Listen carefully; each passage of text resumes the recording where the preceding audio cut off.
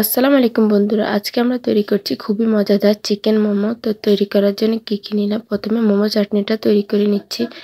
4টা টমেটোর সাথে 2টা শুকনো মরিচ, 2টা কাঁচামরিচ, 2 কেস রসুন দিয়ে খুব ভালো করে সিদ্ধ করে ব্লেন্ড করে নিই। এবার চুলার মধ্যে বসিয়ে দিচ্ছি, একটা প্যানে ঢেলে নিই। এর মধ্যে দিয়ে দিচ্ছি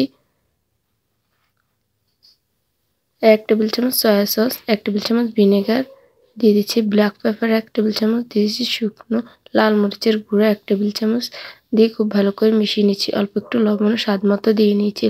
এখন স্বাদের জন্য দিয়ে দিচ্ছি অল্প একটু চিনি। খুব ভালো করে নেড়েচেড়ে এটাকে রান্না করে নিচ্ছি। দেখুন আমাদের টমেটো সসটা হয়ে গেছে। এখন মাংসের জন্য কিমাটা করে নিব। তো চিকেনটাকে আমি 2টা মুরগির 4টা বুকের পিস নিয়েছি। এগুলোকে খুব ভালো করে ব্লেন্ড করে নিচ্ছি এক এক করে। ব্লেন্ড করা হয়ে গেলে দিয়ে দিচ্ছি পেঁয়াজ কুচি, কাঁচামরিচ কুচি, দিয়ে অল্প একটু লবণও দিয়েছিলাম। দিয়ে এর মধ্যে এক এক করে মাংসের কিমাটা দিয়ে দিচ্ছি। মাংসের কিমাটা দিয়ে এখন দিয়ে দিচ্ছি 2 টেবিল চামচ সয়া সস, 2.5 টেবিল চামচ দিয়ে দিচ্ছি ব্ল্যাক পেপার গুঁড়ো, আপনারা কালো গোলমরিচের গুঁড়ো দিলেও চলবে। দিয়ে হাত দিয়ে খুব ভালো করে মেখে নিচ্ছি।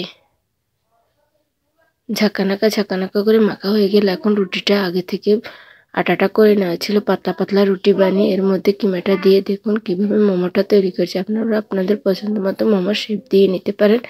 এখন রাইস কুকারে পানিটা যখন বলক চলে এসেছে, একটা ছাঁকনির মধ্যে সবগুলো মোমো তুলে এগুলোকে এখন বাপ দিয়ে নিচ্ছি। দেখুন 10 মিনিটের মধ্যে আমাদের মোমোগুলো একদম পারফেক্ট হয়ে গেছিল। এগুলোকে এখন তুলে একটা প্লেটে সাজিয়ে নিচ্ছি। মোমোটা খেতে খুবই মজা ছিল। যদি আপনাদের ভালো লাগে রেসিপিটা, একটা লাইক একটা কমেন্ট করে জানাবেন। ভালো লাগলে ছোট চ্যানেলটার পাশে থাকবেন। আল্লাহ হাফেজ।